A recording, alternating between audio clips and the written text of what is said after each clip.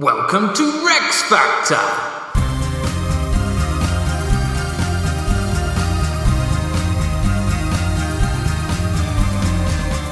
This week, Harald Hardrada Review. With your hosts, Graham Duke and Ali Hood. Hello. Hello.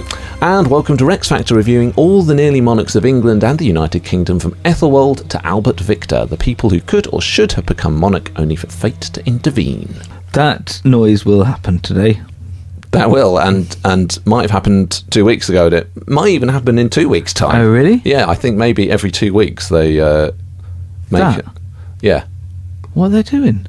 Well, I'm referencing the fact that we're recording more than one episode on a day. And Oh, thus, gosh, I thought you knew that from the the council listener's was... perspective, it might seem like, oh, they're just always doing They're always it. digging up the road out there, aren't they?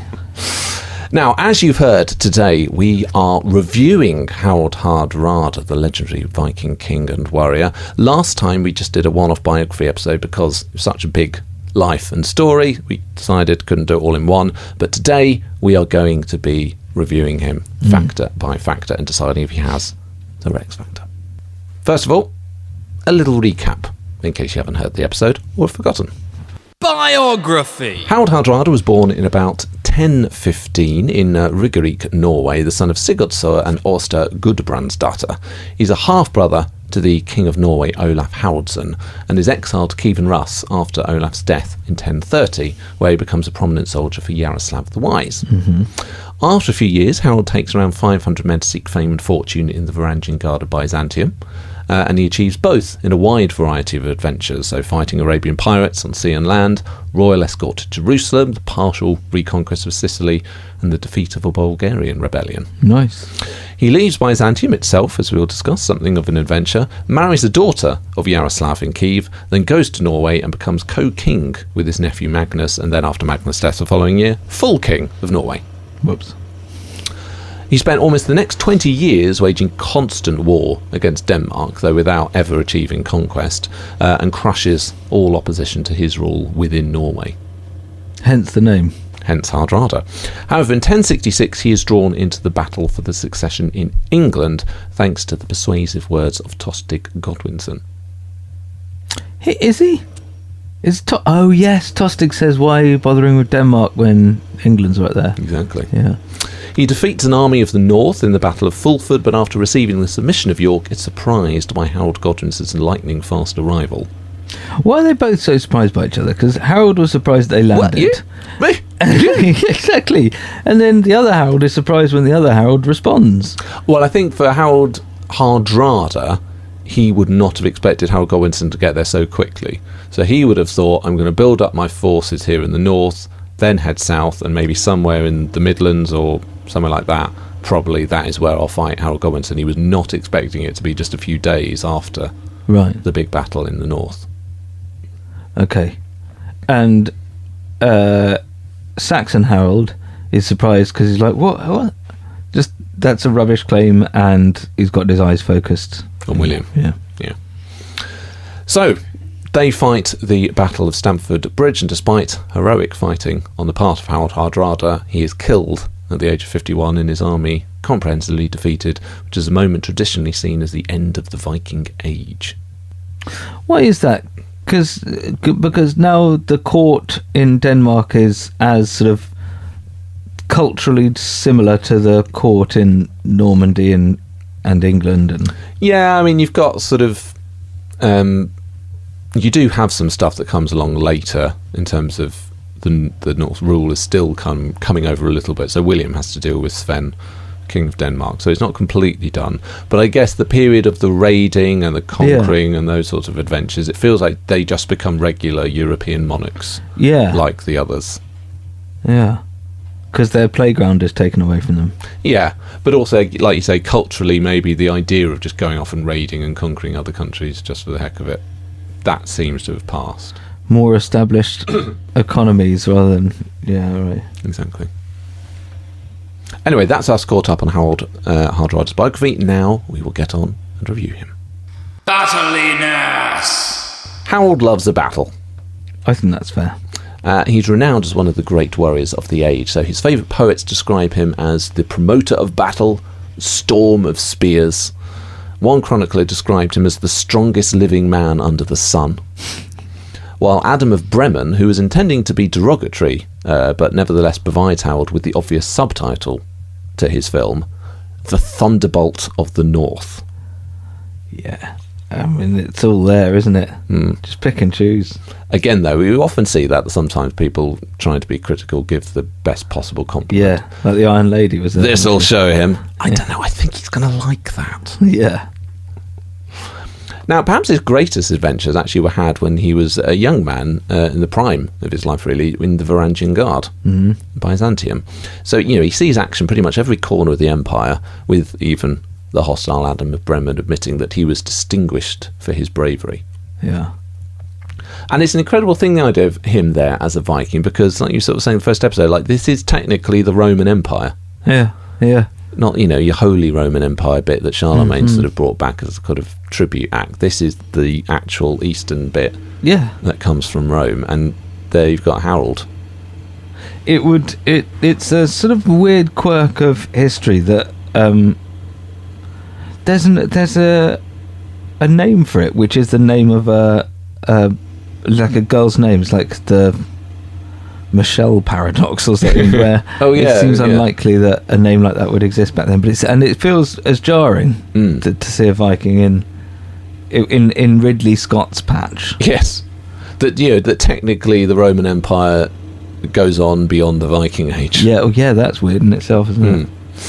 Anyway, so it makes a lot of sense in a way that the Vikings are often in this Varangian Guard, this foreign sort of core mercenary army, because he's got a lot of experience of fighting and indeed sailing. So he starts off in Byzantium in the navy. Yeah. So he serves on these swift Usia ships, which basically are there to sort of do lots of coastal patrolling. So he clears the Mediterranean of Arabian pirates. Oh, nice. There have been loads of them since the death of a previous empire. It's kind of, they'd lost control of the seas. Yeah. But it seems like Harold comes along and just sweeps them all away. We lack specifics, but captains could keep a portion of the booty seized from pirates, and as Harold is widely acknowledged to have been fabulously wealthy after his time in Byzantium, we assume that means he's probably quite good at this part of the job. Yeah, okay. He then pursues the campaign on land, so he wrote himself that he reddened swords which sank in the towns of the Arabs. They really get off on this stuff, don't they? According to Snorri Sturluson, he captured 80 towns in Asia Minor, probably actually as part of a wider campaign rather than just personally commanding the army and taking every single one himself, which is kind of how implied. But nevertheless, again, very effective fighting. Yeah. Makes his reputation. After this, he takes part in the campaign to reconquer Sicily, which had been part of the Byzantine Emperor but has fallen to Muslim forces. Snorri records 4 increasingly elaborate methods employed by Harold to capture 4 key towns on the island. So for the first one, he doesn't specify which ones, but I mean, you've got a place like Messina and a place like that, but he doesn't actually specify which one, but we do know that these towns fall. Yeah. But anyway, the first one, very sturdy walls, well provisioned, so you can't just besiege it in the normal fashion. So Harold gets small shavings of fur, ties them to the back of birds that nest in the town, smears them with wax and sulphur, sets fire to them, so then they fly home, set fire to their nests and the eaves of all the thatched roofs, and engulf the town in flames. Is that true? It seems to be a stock story about how unlikely ways that people capture towns. Because as soon as a bird, you set fire to a bird, I imagine it wouldn't get out of this room. Just go, yes, particularly if you've really, smeared it in. Yeah. Unless they use them as little grenades and threw them. Well, I mean, they're already fluffy, aren't they? Gross.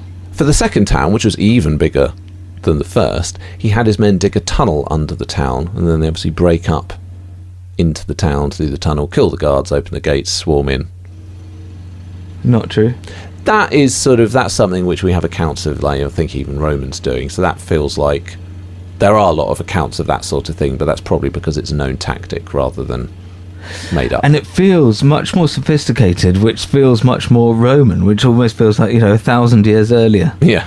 They would have the tunnelili, who were specialist engineers, but I get the feeling when you're talking about if you're talking about a Viking doing that in Norway, they'd basically be on their hands and knees and have muddy faces, not with... Yeah. Now, the third town, which is even bigger than the second town, is encircled by huge moats, and the defenders are mocking them because they can see they just got no way in. So Harold tells his men to show contempt in return, so they start indulging in sport in front of the walls as if, we don't care, we can be here all year. Gradually, the defenders grow rather lax and get used to this display and not really needing to worry about the siege. Leave the gates opened. No! No, they don't. Harold's men have secretly got swords on them under their gym kits. Yeah. So, all ready for it. Obviously, they sprint in because they've got their trainers on. No one would do that. My kids even know to keep the door shut because we're trying to keep the cats in. You would, if it's your job and you've got an armed army out there, I think it's one of those, but I think it's not so much that they just accidentally leave the gate open, but maybe there is a certain amount of passing traffic and stuff, and they just aren't quick and swift in dealing with it because they feel like they don't really need to be because we've seen what's going on. Okay. The fourth town, however, is even bigger than the third one. Yeah, back to the birds. Well, no, this time, unfortunately, Harold falls ill, and he's forced to take to his bed. And then rumours spread around that he's dying. So the Varangians instead go to parley in the town, and the priests agree to let Harold be buried inside the town.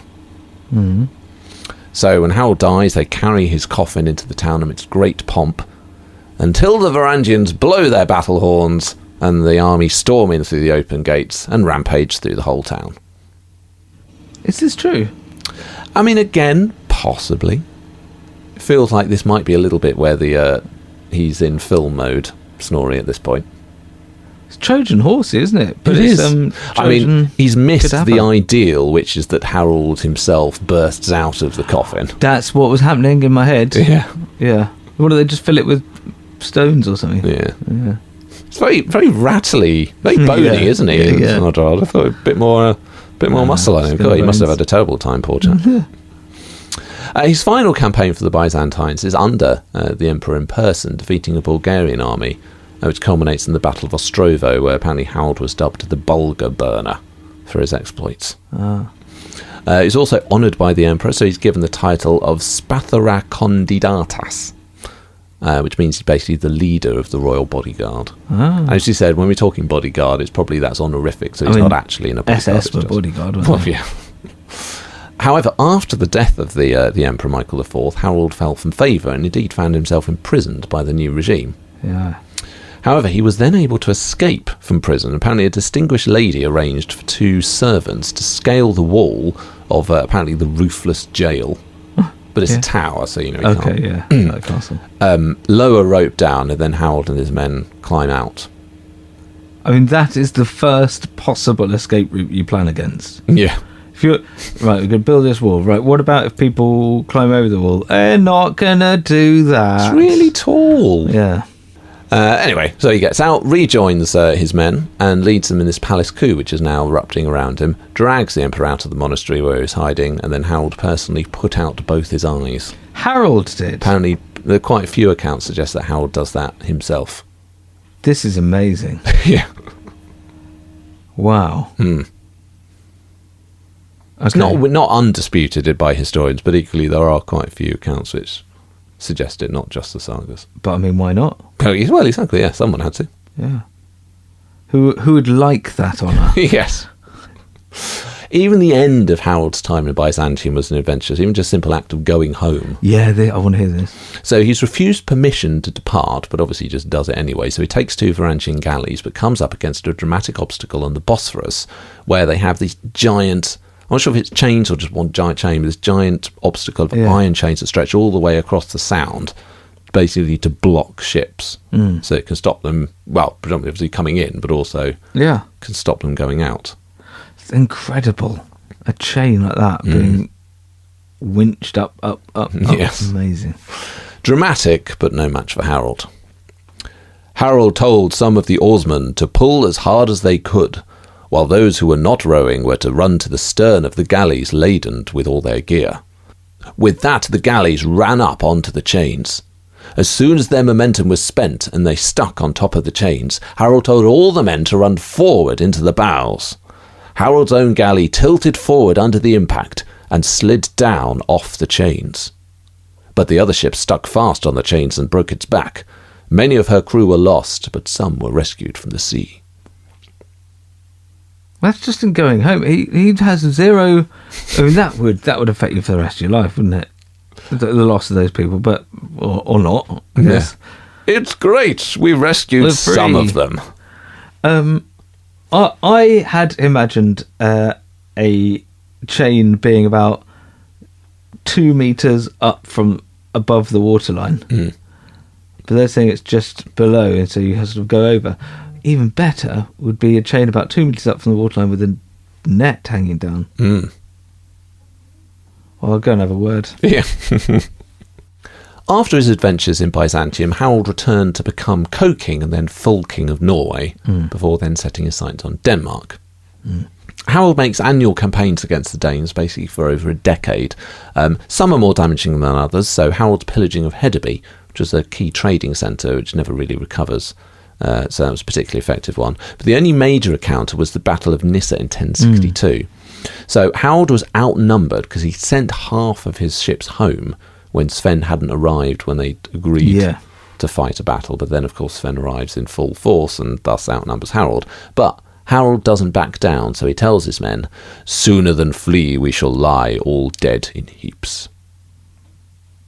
To which everyone goes, "Really?"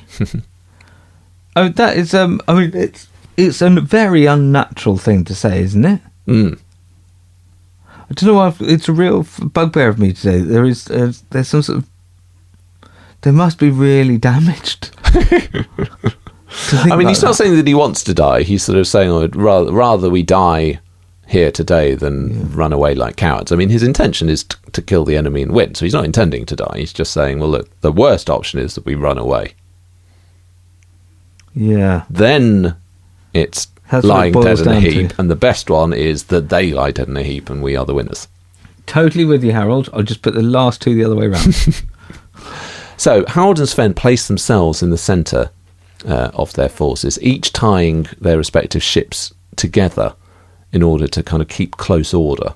So basically they don't know how to fight naval battles. They haven't really got any proper tech, so all they can do is just make one great big ship, effectively floating land. Yeah, and do what we normally do. Yeah, so Harold is standing on the prow of his ship shooting arrows for quite a lot of the battle until they actually come to close quarter fighting.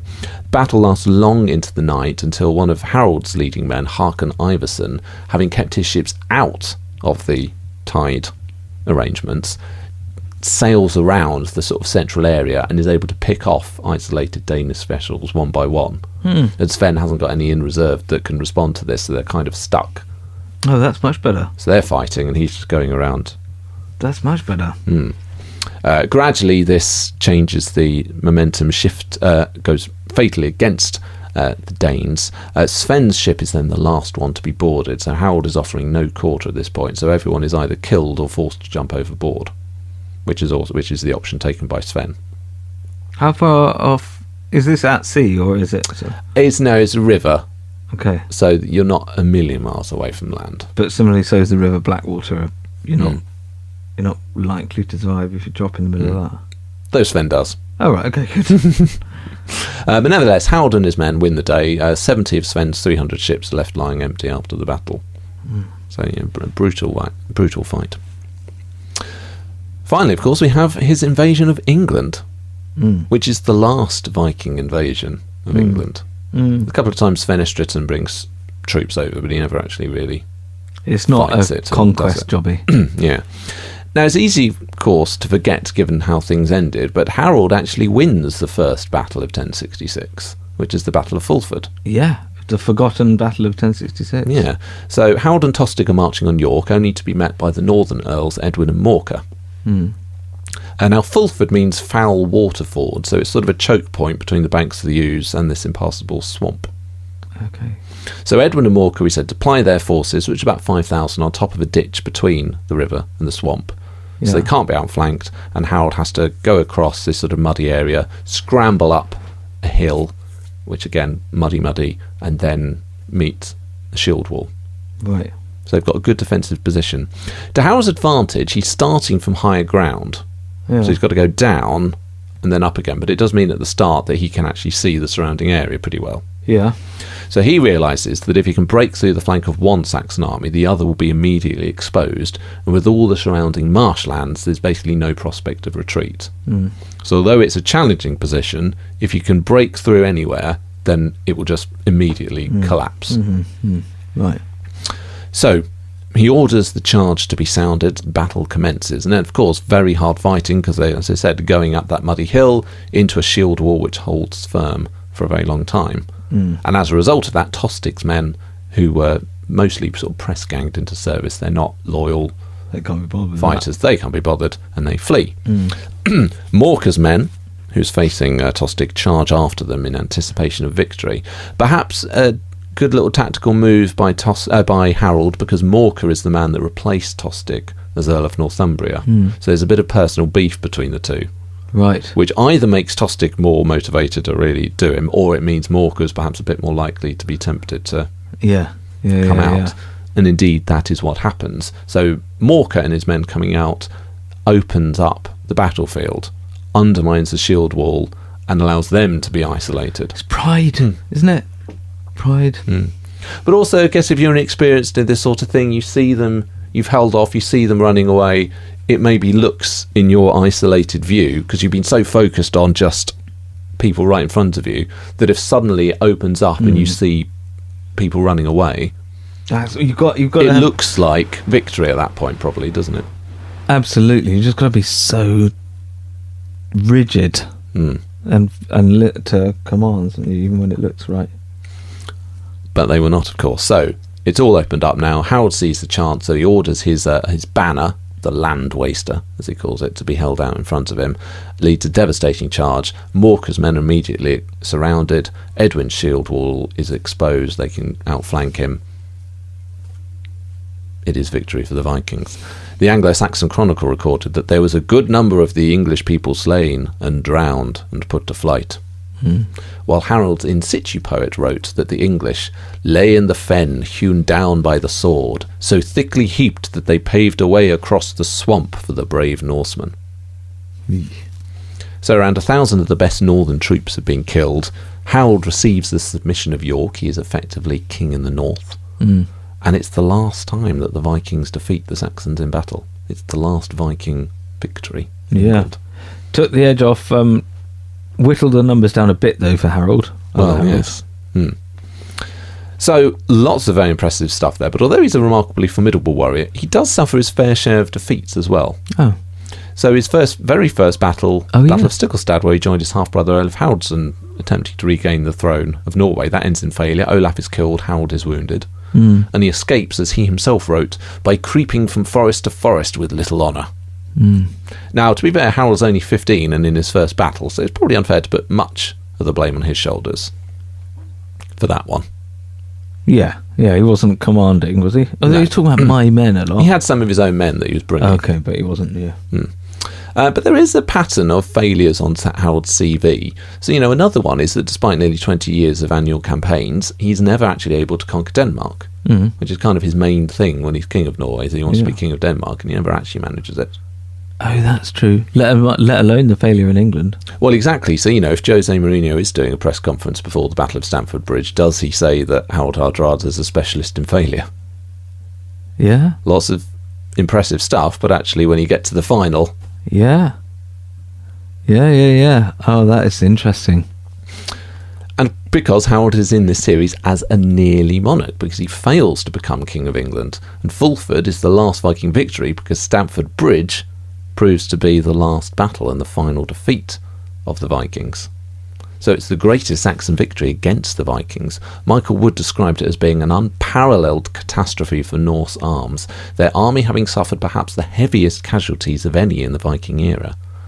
Golly. So as you said, 300 ships for the campaign, only 25 were needed for all the survivors to go home in.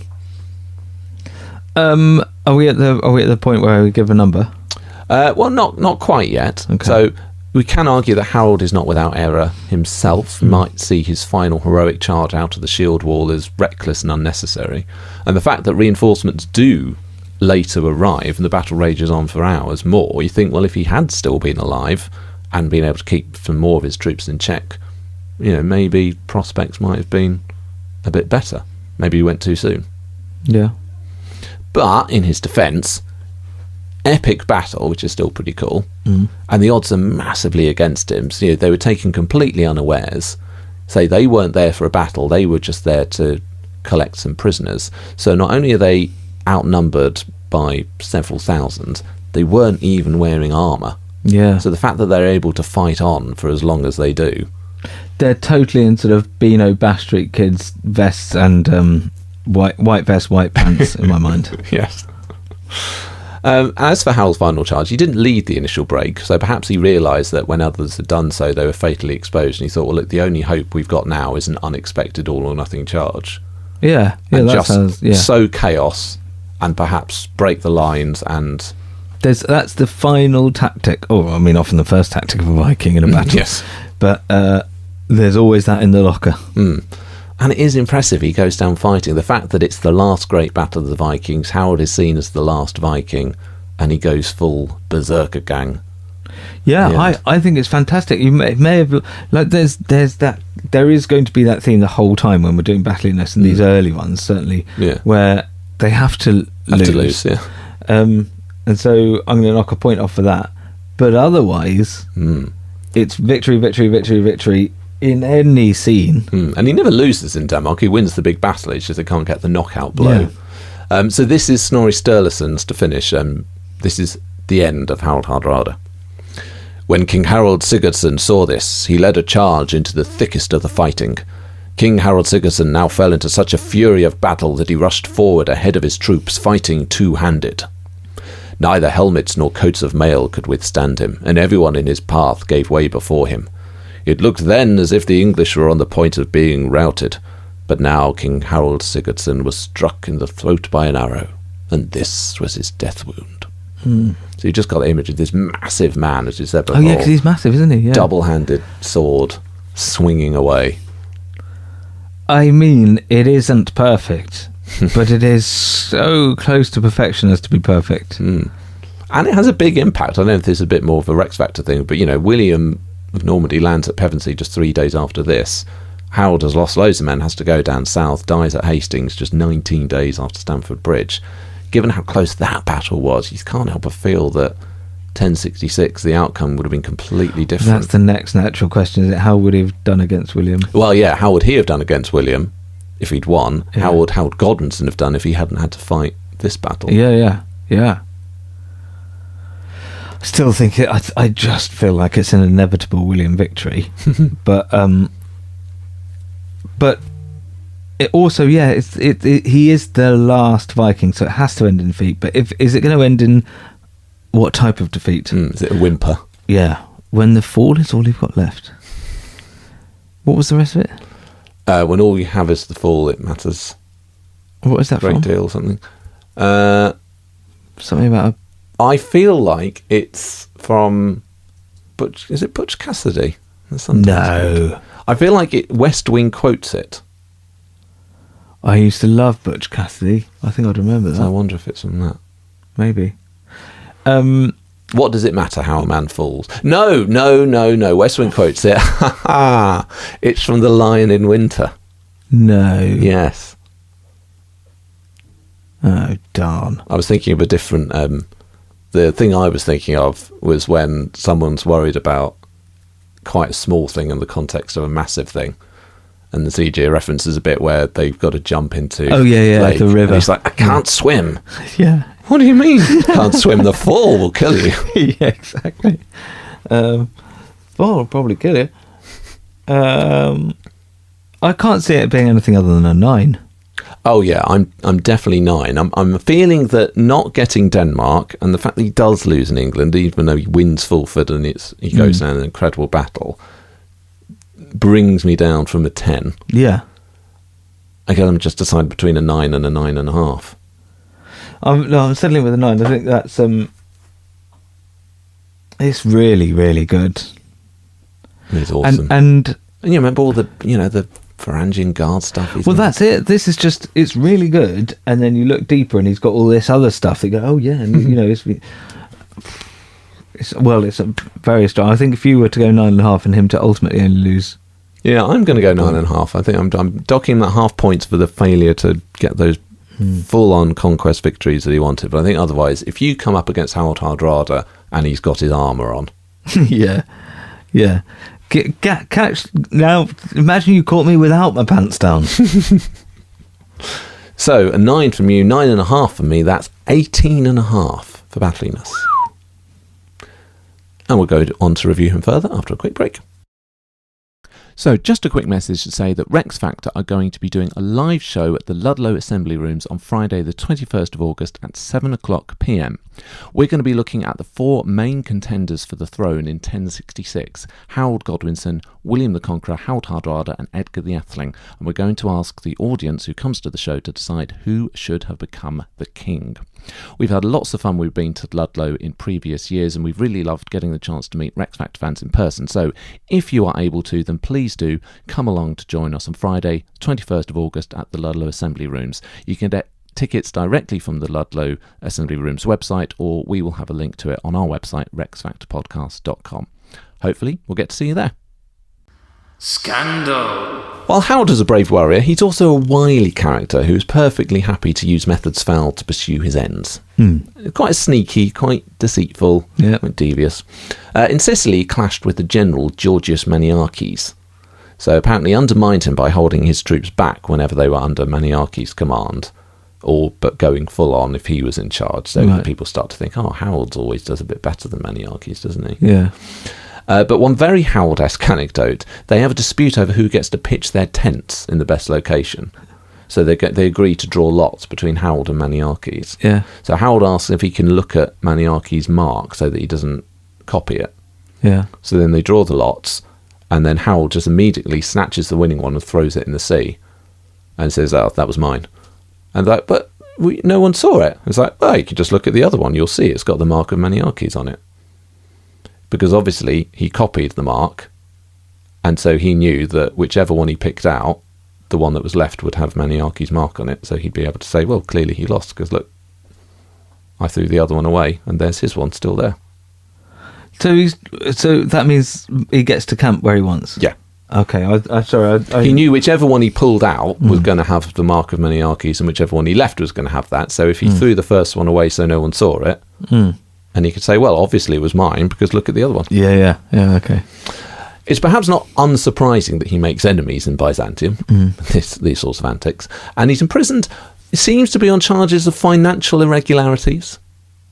Money just resting in his account. Most likely he's withholding captured booty or perhaps extorting more tax than was due. Right. Keeping it for himself. It's often said that he gained his wealth through palace pillaging, where supposedly the Varangians had the right to pilfer the palace of royal treasure whenever an emperor died. More likely, because that seems like quite a chaotic policy to have, maybe there's a special tax that is raised on an emperor's death and it requires enforcement, so perhaps the Varangians get to keep some of it because they're the ones that are asked to do it. So it's a very strange rule. To encourage. The rule is there are no rules, okay? Is everyone all right with this rule? So you're saying that if you die, I can just go in and take all your treasure? Yeah. Yes. But no. That's fine. Yeah. I think I've heard enough.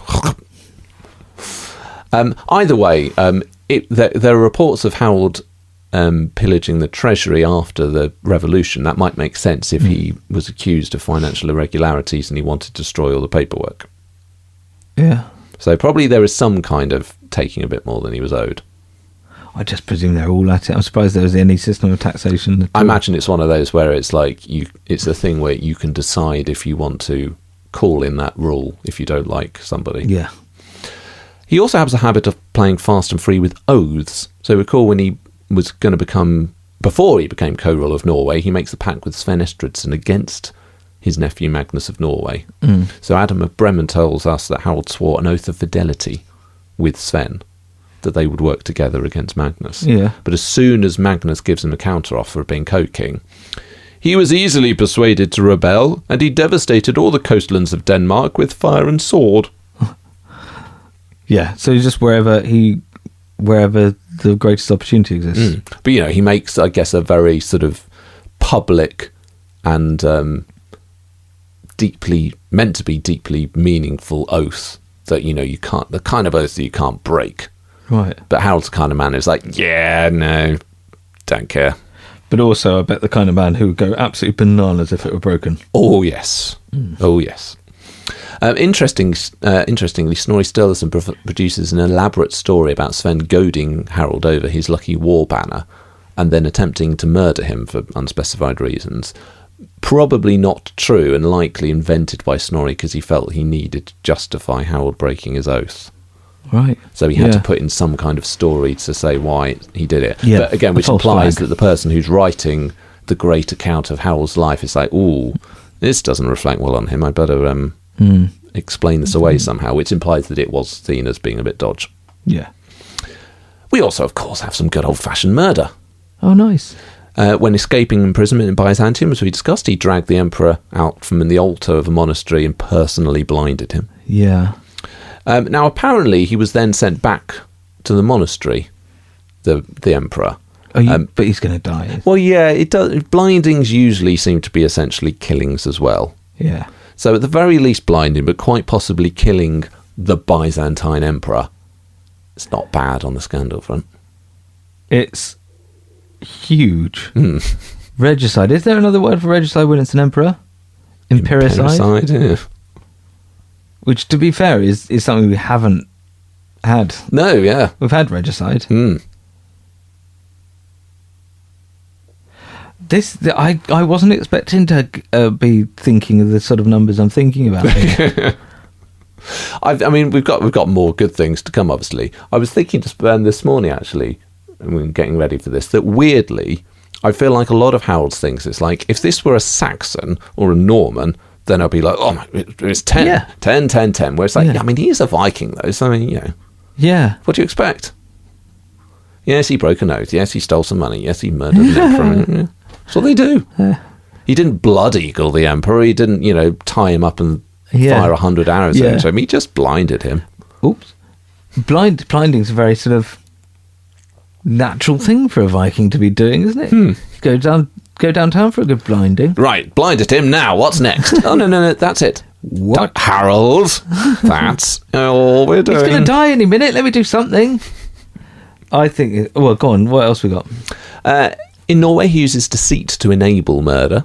So the best of both worlds, really. Yeah. So when Einar Portshaker rebelled against Harold's authority in the north, he invited him to a meeting at his royal residence with the guarantee of safety.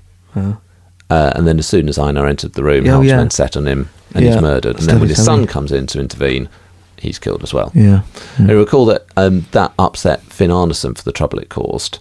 But then worse is to follow when Harold supposedly reconciled with Finn's brother Calf and then encouraged him to lead an attack, promising to follow close behind with reinforcements, but instead waits until Calf is surrounded and killed, and then it's like, oh, here I am. Oh, dear. Yeah. You're dead. Now, it's one of those, I don't know if it's better or worse from a scandal perspective, but that Harold is just so brazen about the whole thing afterwards. Because obviously Finn's really cross. Yeah. And apparently Harold let people say what they liked about it and would neither confirm nor deny the accusation, but it was quite obvious that the king was very pleased about what had happened. Yeah, he just doesn't care for the results, does he? I mean, the fallout. And he then composed a poem afterwards. Now I have caused the deaths of 13 of my enemies. I kill without compunction and remember all my killings. Treason must be scotched by fair means or foul before it overwhelms me. Oak trees grow from acorns. This guy needs locking up. So the 13, does that is he saying that he killed that person that he was meant to be allied with? Yeah.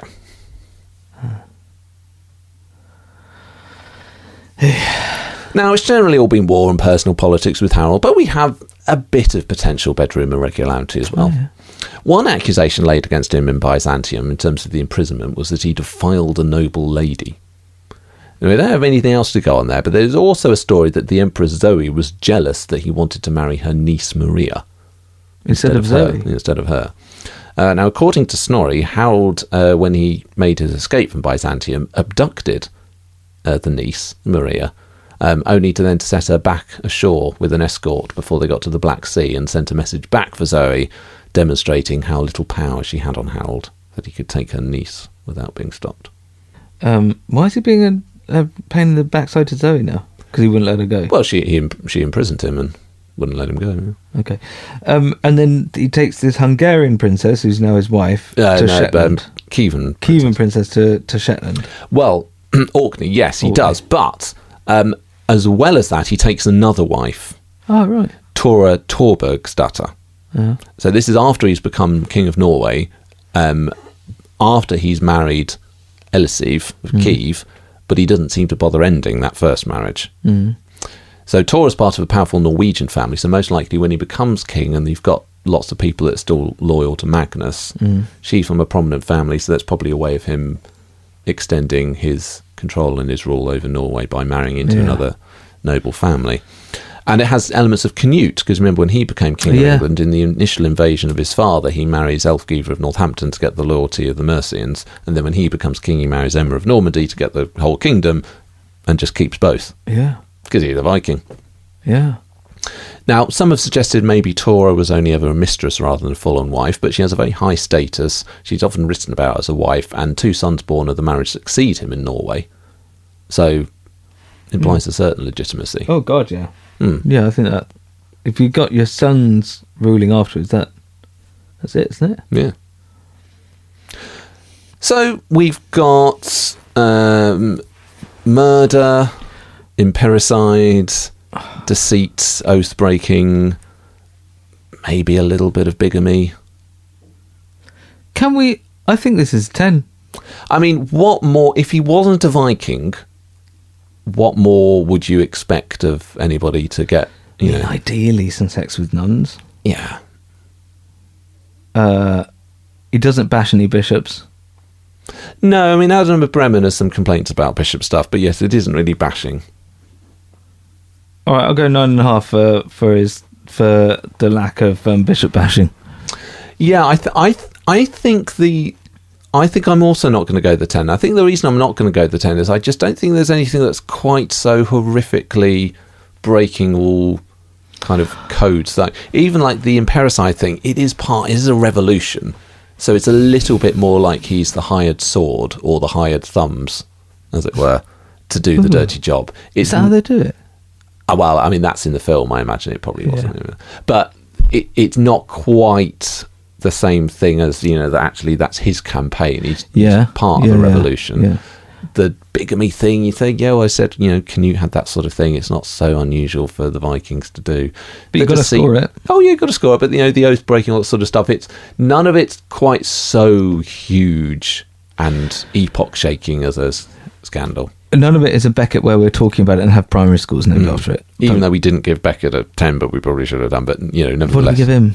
9? I think he got 9s. Yeah. Oh. I think we thought he was not guilty of deliberately doing it, but afterwards we regretted that low score.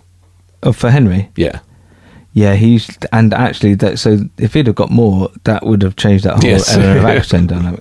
Anyway, well, okay, given that he should have got 10, I'm going to stick with a 9. Yeah, I think I'm also going to go 9 for Scandal for Harald Hardrada. I mean, it's great Scandal, and it's dodgy stuff.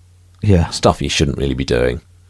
But none of it's quite so monumental as to push it up to that 10. But nevertheless, 18 for Scandal. Trade in that Emperor for a Pope, and baby, you got full score.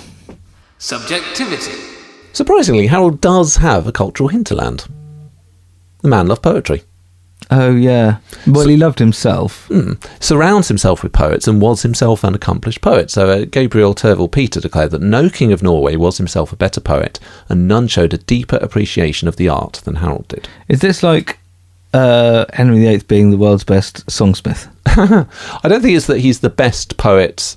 It's not that he's the best poet. He's the best king poet, if you see what I mean. So a lot of the other kings will do poetry, but Harold's the only one who's actually genuinely any good at it. I got the bestest poetry. So yeah, in the way that Henry VIII is genuinely a talented musician and decent composer, but no one's saying that he's better than Thomas Tallis or whatever. Okay, got you. But it's like, but yes, he can actually write a poem. I think it's like saying all these people who take photos of themselves in the gym are really good at mirrors. I think he's well, okay, it's there. Yeah. There are numerous examples of Harold composing poems at critical junctures in his life. So his departure from Byzantium, when he's gone over the chains, he then reflects on the rejections of Yaroslav's daughter. Apparently, whilst Einar Pauntshaker is approaching, he's writing a poem about it. Even the Battle of Stamford Bridge, here in the rush, he does take a moment to compose a poem, or indeed takes a moment to compose 2 poems, because apparently he was dissatisfied with his first effort, so he had another go. That's not making a film, is it? That sort of slow the pace a bit. Imagine those 2 towering structures, and it's night time, but imagine there's somehow a golden moon shining down on this dripping chain, wind and waves, and over the top, smash. Gets his quill out. No, I don't think it's working. Now, because of his poetical proclivities, Harold seems to have been drawn to Iceland. So they're renowned for their skalds, their sort of poets, and also their writers, like so Snorri Sturluson, and that the Icelandic sagas that, like Saga Thing podcast do. These are Icelandic. Yeah, a lot of these, and so he shows great favour both to their poets and indeed to the island as a whole. In order to get some lyrics out of them. Yeah, but also I guess he approves the sort of thing that they're doing. Yeah, generally that's good stuff they got going. These guys, yeah, good guys. In 1056, he permitted 4 ships to sail with flour and put a limit on prices to provide assistance during a famine, and also allowed any Icelandic poor who could to come to Norway. He also sent Iceland a special bell for a church. And Snorri Sturluson, so the author of Harald Saga and as Icelandic, said, "Such are the memories of King Harald that people in this country still cherish, as well as the many great acts of generosity that he showed to people who stayed with him." However, his predominant concern, of course, is for the subjects of Norway, where he ruled as king for just under 20 years. Which again is weird, because he's a nearly monarch, and it's quite a small period where he's in England, but he was actually a king for 20 years before that. He founds the city of Oslo, which is a location very easy to supply from surrounding cultivated lands, also good base either for defending against Danish raids or from launching raids against Denmark. He introduced a royal monopoly on minting coins. Yeah. Previously, the system was basically just to import foreign minted coins. Really? So this is really the first time that Norway gets a viable coin economy. Yeah, it's so un-Viking, isn't it? You can see why this is the last Viking. There'd be some old crone watching them clanging coins together, going, "This is the end." But it's obviously a great boom for the economy, makes much easier and obviously lucrative international trade as well when you've got your own coin economy going on. And as Harold establishes links with various countries that he had previous connections, so Kiev and Rus, Byzantium, Scotland, Ireland, it gets those trade routes going. So quite a prosperous time. Well, that's good stuff, isn't it? Norway. So yes, he's ruthless, he's autocratic, but generally domestic peace and prosperity for most of his reign. I mean, that's really good compared to some of the stuff we've had. Exactly. I mean, what else do you want, actually? I don't want any of these monastic reforms. I want... he's got aid going on to Iceland. Good stuff. I mean, am I docking him points because it's boring if I give him an 8?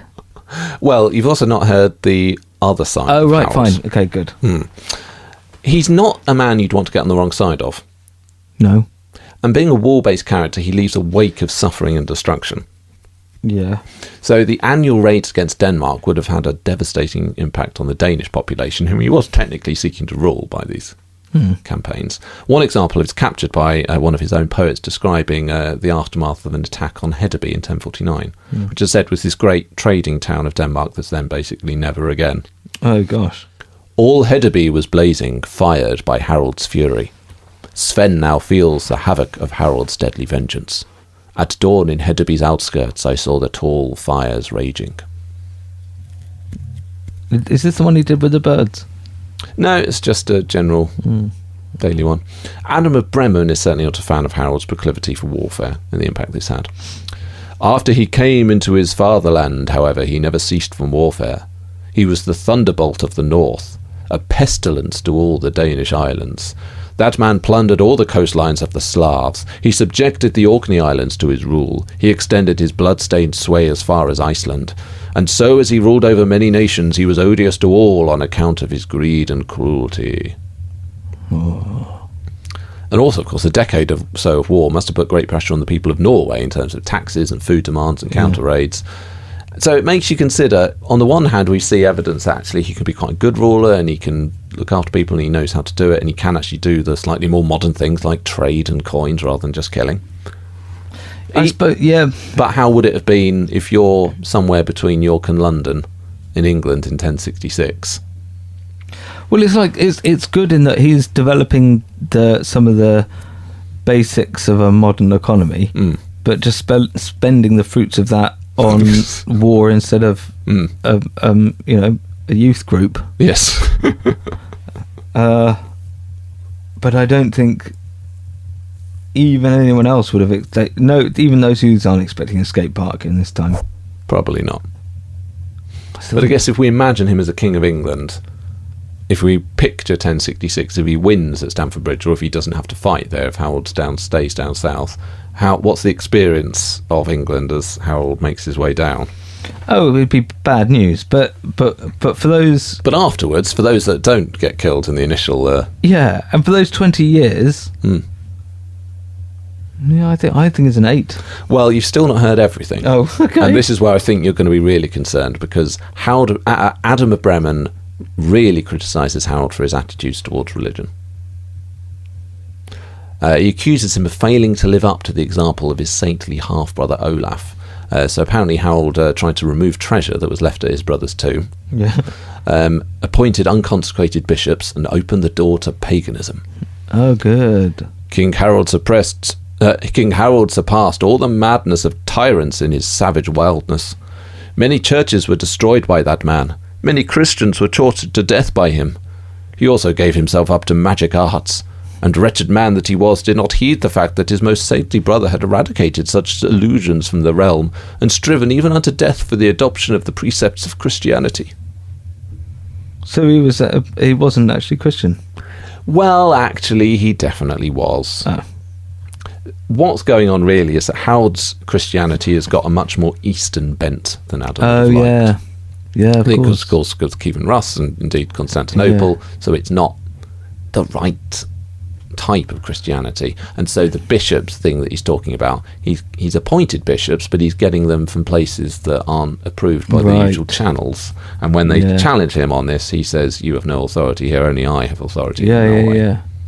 But he's saying that live golf is a real thing now. You've just got to get used to it. It's still golf. Yeah. I still play golf. Yeah. I mean, to be honest, that's a surprise, first and foremost, Harold. Yeah. Actually, archaeological evidence suggests he builds and improves churches during his reign, and he also made a large gift of money to a Swedish bishop to purchase the liberty of 300 Christian slaves. So actually, So it's nonsense. He's not really anti-Christian. He's just not respecting Adam's church. Perhaps the big underlying issue, however, Harold, that we might mark him down for in Subjectivity, is that he's quite a tyrant.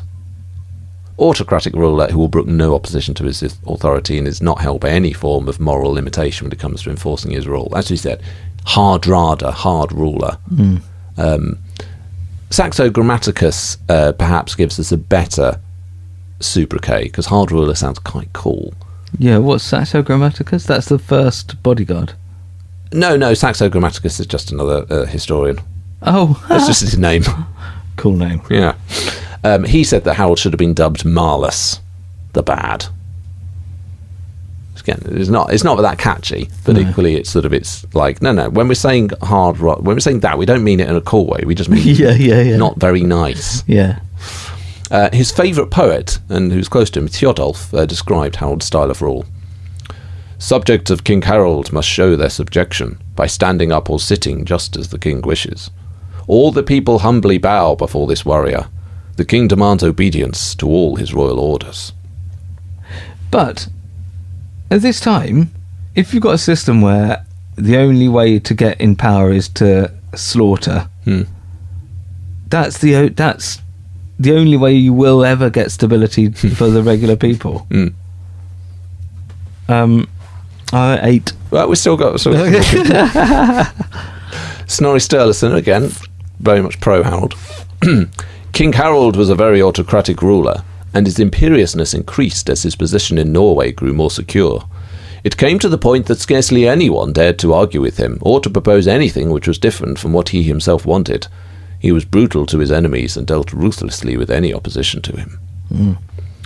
So when Håkon Ivarsson rebelled against him right late on in the reign, 1065, he goes up to the north and they refuse to pay taxes to anyone but Håkon. So Harold seeks revenge not just on Håkon, but all the ordinary people and the farmers that had supported Håkon and withheld taxes. The king had the farmers seized. Some of them he ordered to be maimed, others killed, and most of them deprived of all their possessions. All those who could escape fled. He had many districts burned and laid completely waste. So did William, though. Yeah, I mean, Mike got marked down for that, so to be fair. Yeah. And he does the same in some other settlements. So Theodulf, this poet again, says, peasants begged for mercy, but flames pronounced the verdict. Oh. Unsurprisingly, Snorri noted that after this, the farmers submitted to the king completely, which I suppose proves your point and would prove Harold's point. Like, yes, but then afterwards they all agreed I was right, and then we just carried on, and it was fine. Yeah. I mean, I'm not pro it as a system. So, we've got... It's one of those weird things where we've got a lot of really bad stuff. He's a brutal tyrant who massacres lots of people, including his own people, who, even if they're just associated with sort of someone in a 500-mile radius having resisted him, then basically anyone is fair game for punishment. But also, like you said, that is kind of how you enforce that rule, and there's evidence with the coins and other stuff that actually he is a very competent ruler who knew what he was doing. So you can imagine that 1066 probably wouldn't have been a lot of fun if you were English and resisted Harold. But after that, he probably would have known what he was doing. And also, we think specifically about the English angle, much more culturally amenable to have an Anglo-Scandinavian set up again rather than William. You can imagine that probably they would rather Harold than they're used to it. William. No one never had an experience of French rule. So subjectivity. We've got this will probably be the most brutal, tyrannical, murderous person that we have in the series, but also he does have 20 years of rule and showing competency, which they don't all have either. I mean, if it's subjectivity because this is nearly English monarchs, are we looking at the subjects of England or? I guess you're sort of looking at the subjects of England, but equally, I guess we haven't got long for that. No, so you would probably have to look at the experience of other people as a sense of what sort of king you would have had from Harold. I'm going 8. You're going with the coins and the poetry rather than the tyranny and bloodshed. I mean, obviously, of the two, you probably would say that would be your pick, but what am I saying by that? I think at this point, in especially 1066, you're craving stability, and he would give you that. So would I like to be his subject? Maybe. Yeah, 8. Yeah, it is difficult because I feel I do sort of want to mark him down on subjectivity for, like you said, burning and massacring anyone of his own people who resists. But it's not an unusual thing for a ruler to do. And as you said, there's an element of stability that comes with it, and there's evidence that he does actually know how to run a country effectively. Appalling man. Yeah, but probably would have just been able to let it all kind of competently continue. Yeah. So, I am going to go into the positive realms, but I'm maybe going to be a bit harsher because of all the nasty business. So I'm going to go a 6 for subjectivity. 6. So 6 from me and 8 from you. That's nevertheless a very good score. 14 for subjectivity. Boom. Longevity. We could theoretically debate the starting point for his claim to the English throne. Is it as soon as he becomes King of Norway, because he's got that claim from Magnus that King of Norway should be King of England. Does it date from the death of Edward the Confessor? Does it date from when Tostig comes to persuade him to invade England if he hadn't really thought about it? I think it's from when Edward the Elder dies. Yeah, Edward the Confessor. Otherwise, we're going back to about 924, which is a really long claim. Oh.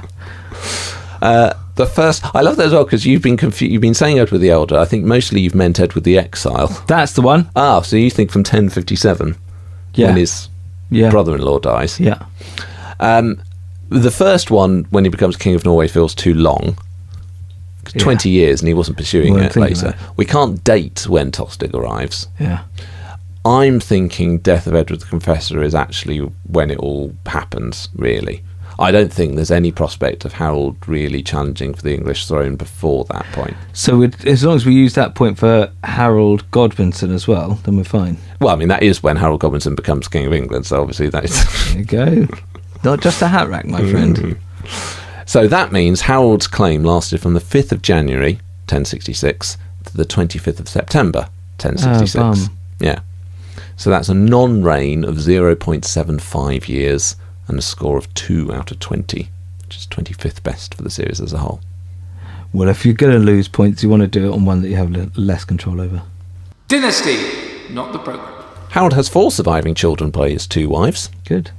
We could technically dispute the fact that his second wife may not technically have been his wife, and apparently one of his daughters is said to have died at pretty much the exact moment that Harold died at Stamford Bridge. So she's Really? an Orkney and apparently died. Oh, imagine going time. back to Orkney and here and finding that out. So that could have been slightly before him, but given that his second given wife, that. A, could have been his second wife, and B, was the mother of the 2 sons who succeeded him as king in Norway, Magnus II and Olaf III, I think only fair to assume that they all count. So that's 4 children, which equates to a score of 13.5 out of 20, which is the joint 3rd best for the series. Not bad. So overall, that gives Harald Hardrada a total score of 66. Wow. I've got a bit of highlighting on the spreadsheet now, which shows you who's got the highest score thus far in Yeah. each factor. And apart from longevity, Harold across the board. I mean, that's 66 straight away. That's a top score, isn't A it? proper score there, yeah. Golly. But of course, it's not all about the score. Does he have that certain something, that lasting legacy, the great achievement and star quality that we call... Rex Factor! Do we just say? Well, I mean, this happened with Offa, and then we forgot to actually confirm Oh, afterwards. right, okay. So, he's obviously got a lot going on. Russian exile, Byzantium, epic naval battle in Denmark, 2 battles yeah. in 1066, not to mention high adventure, murder, scheming, dab hand at poetry, Sieging. Pirating. burning, going to Jerusalem, we didn't mention in this episode, but you know. Yeah. The last Viking, the fact that his... That run at the end. Oh yes, his final charge going down... His in moustaches? glory, the moustache, the one eyebrow higher than the other. The one eyebrow there. He's got it all. He's got it all. The fact that, you know, his death is seen to embody the end of the Viking age. Yeah. Yeah. It's incredible stuff.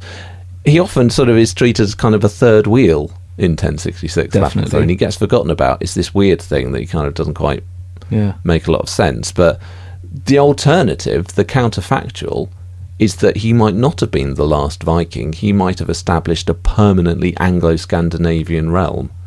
Because, you know, it had been 24 years of Edward the Confessor, but there had been 26 years of Viking rule prior to that. Yeah. The country was very much open to that, and that might have been it. He might then have King of Norway, King of England. He might have had another go at Denmark at some point after that. William out. Well, I mean, you feel like they would have been more eager to fight for Harold than to fight for... Yeah, William. Oh, yeah, for the William. people, yeah. And, maybe he'd have gone him about it a bit differently. No Norman conquest, potentially. If he's the winner in that thing, we'd have no Norman conquest, and it's maybe a much more sort of just a continuation of what was already there. It's a big fat yes. Absolutely. Huge character, incredible life, and obviously it's a small bit of his life, really, the English bit, but it's an appropriate dramatic conclusion to the last Viking, Thunderbolt of the North. Coming to cinemas near you. Exactly. An amazing life. It's got the X Factor. That's a definite yes. So he's not a nearly monarch. He's not a nearly. He's a nearly monarch. Correspondence Corner. So that is Harald Hardrada, our second consecutive Rex Factor of the series. Yeah. After Edward the Exile. Head to our website, rexfactorpodcast.com, to get more information about us and podcast and links to social media. And sign up to the Privy Council at patreon.com/rexfactor to get an ad-free version of this podcast and over 450 additional bonus podcast episodes. Yum. And that will include a Privy Chamber episode for Harald Hardrada, where I haven't written it yet, but I've got more words currently in that than the two other episodes combined. So really? There's loads more quotes and stuff. Things like Snorri Sturluson, more quotes and more of his adventures and fun stuff. So there's loads more Harold. Wicked. And we have some new Privy Councillors to welcome to the fold. Oh, lovely. Is there a theme today that I should follow, or is it... I tend to just... You just read them? Put whichever names are next, but if you want to Okay. make it a thematic thing. Mike Cuff, Stacey Sanders, Felix Venner, Bree Burns, the Tommy, Robert Orzali, Steve Doc Pinko, Cloutier, Jonathan Gant, Sophie Martina, Anne Duggan, E. Suzanne Reddick, John Andrew, Tegan Riley, Ryan Boswell, and Kirsten Jensen. Thanks. Oh, that was and Kirsten Jensen, not Yeah. Anne Kirsten. No. yeah. So that is all from us today. That is all now after 2 episodes for Harald Hardrada. So next time it will be the last in our Saxon Viking mini-series of Nearly Monarchs. Perhaps the person who really should have actually been king in 1066. Oh, yeah. The fourth man in the third wheels, as it were. William the Conqueror. Edgar the Atheling. Because William the Conqueror was the king. But I thought we were doing Harold. Hang on. The other one. Godwinson. Also actual king of England. Yeah. So the theme of this series is we're doing the people who didn't become the king. Okay. So that rules out Harold Godwinson and William the Conqueror. I feel like we're writing it wrong today, then. This is the thing, Graham. Every episode I'm thinking we haven't done Alfred, we haven't done Athelstan. I mean, You're leaving you're missing gaps. so many gaps here. Yeah. Too many gaps. I don't think that's the coherent theme. Well, yes, it's a yes from me. So next time, Edgar the Atheling. Bye.